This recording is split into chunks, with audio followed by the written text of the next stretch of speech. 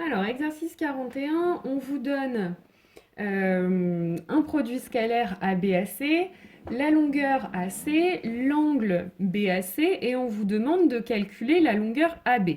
Donc avec toutes ces informations, ça doit vous faire penser à la formule qu'on a vue dans le cours. Produit scalaire ABAC est égal à la longueur AB fois la longueur AC fois le cosinus de l'angle BAC. Et donc, dans l'énoncé, on vous dit que le produit scalaire qui est là est égal à 7. AB, c'est la longueur qu'on cherche. AC, on vous dit que ça mesure 6. Et l'angle BAC, on vous dit qu'il fait 2π sur 3. Donc, finalement, alors le cosinus de 2π sur 3, on sait aussi ce qu'il vaut. On sait que ça fait moins 1 demi. Donc, finalement, vous avez une égalité qui contient AB. Pour le déterminer, vous avez juste à l'isoler. Donc finalement, AB va être égal à moins 7 que je vais diviser par 6 fois moins 1 demi. Et en fait, je passe cette quantité de l'autre côté en divisant. Donc sur 6 fois moins 1 demi. Et donc, moins 7 sur 6 fois moins 1 demi. En fait, 6 fois moins 1 demi, ça fait moins 3. Et donc, ça va faire 7 tiers. Donc, la longueur AB fait 7 tiers. Maintenant, exercice 42, une autre configuration, mais un petit peu le même type d'exercice. On vous donne un produit scalaire et la mesure d'un angle. Et puis, on vous dit aussi que le triangle GHI est isocèle en H. Donc, ces deux longueurs-là sont égales. Donc là, on va faire un petit peu sur le même principe. On vous donne le produit scalaire HI, HG. Donc, d'après la formule du cours, c'est égal à la longueur HI fois la longueur HG fois le cosinus de l'angle en H, c'est-à-dire IHG. Et donc, le produit scalaire, on vous le donne. On dit que c'est 18 racine de 3. HI, on vous demande de le trouver. HG, on ne l'a pas non plus, mais par contre, ce qu'on sait, c'est que le triangle est isocèle, donc la longueur HG, en fait, c'est la même que la longueur HI, donc on peut remplacer. Comme ça nous fait plus qu'une seule longueur inconnue dans notre égalité. Et puis, IHG, on vous le donne dans l'énoncé, on vous dit que c'est pi sur 6. Donc du coup, si je simplifie un petit peu ce qu'on vient d'écrire, on a écrit que 18 racine de 3 est égal à HI fois HI, donc HI au carré, fois cosinus de pi sur 6. Le cosinus de pi sur 6, on sait que c'est racine de 3 sur 2. Donc, je veux déterminer HI, donc j'isole dans un premier temps déjà HI au carré. Comment je fais? Je divise 18 racine de 3 par racine de 3 sur 2. Et donc, ça, c'est égal à 32. Donc, finalement, HI va être égal à la racine carrée positive de 32, puisque je ne peux pas avoir HI négatif, puisque c'est une longueur. Donc, c'est égal à racine de 32 et pas moins racine de 32. Ensuite, exercice 44. Donc, c'est la même chose. Donc, on vous donne une longueur, le cosinus, de longueur et un produit scalaire. Et on vous demande de déterminer l'angle ACB. Donc, même chose, j'utilise toujours la même formule. Donc, on me donne le produit scalaire CACB. Je sais d'après mon cours que c'est égal à la longueur CA fois la longueur CB fois le cosinus de l'angle en C, c'est-à-dire ACB. Le produit scalaire, on vous le donne, on vous dit qu'il vaut 15. La longueur CA fait 5, la longueur CB fait 8 et on cherche l'angle ACB. Donc, je vais isoler dans un premier temps le cosinus de ACB.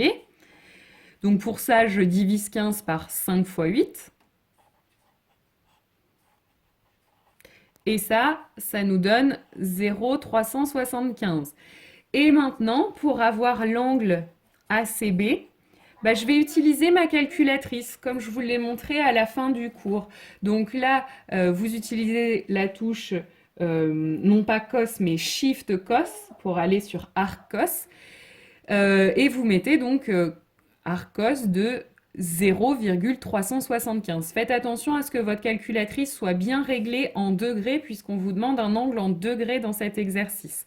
Et si vous faites bien les réglages, vous trouvez que cet angle est environ égal à 68 degrés. On vous demande un arrondi au degré près, donc pas de chiffre après la virgule.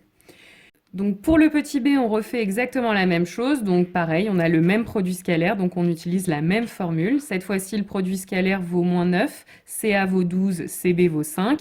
Mais je continue quand même, je dois isoler le cosinus de ACB dans un premier temps. Donc je fais passer 12 fois 5 de l'autre côté en divisant. Donc ça me donne moins 9 sur 12 fois 5, ce qui fait moins 0,15.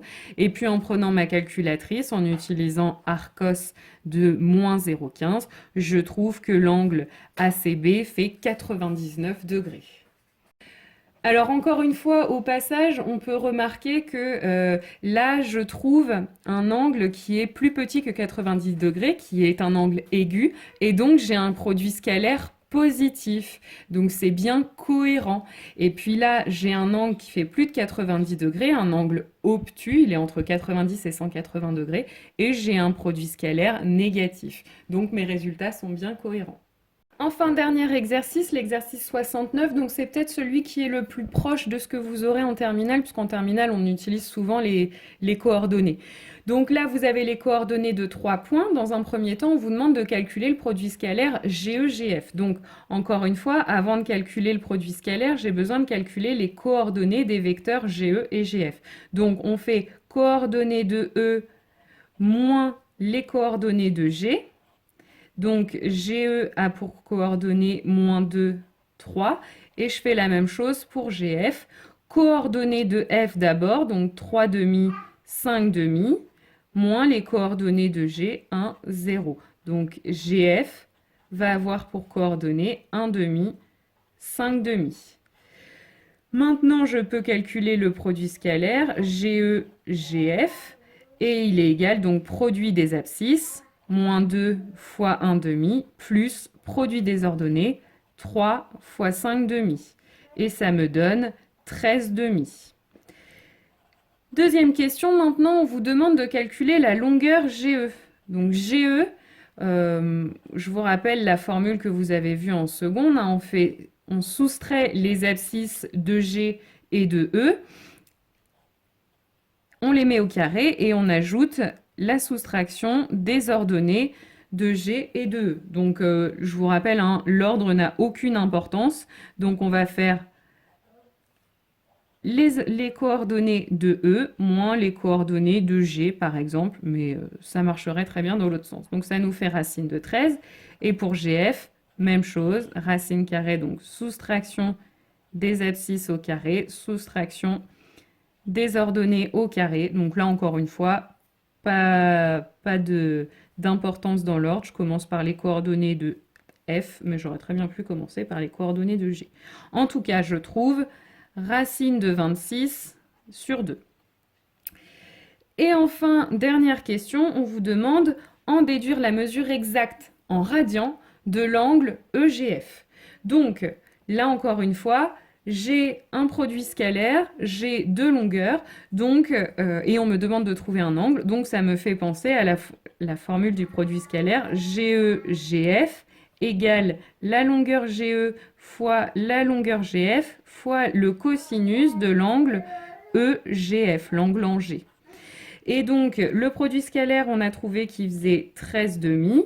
La longueur GE, on a trouvé qu'elle faisait racine de 13. La longueur GF, racine de 26 sur 2, fois le cosinus de l'angle en G. Et donc maintenant, je vais isoler le cosinus de l'angle EGF.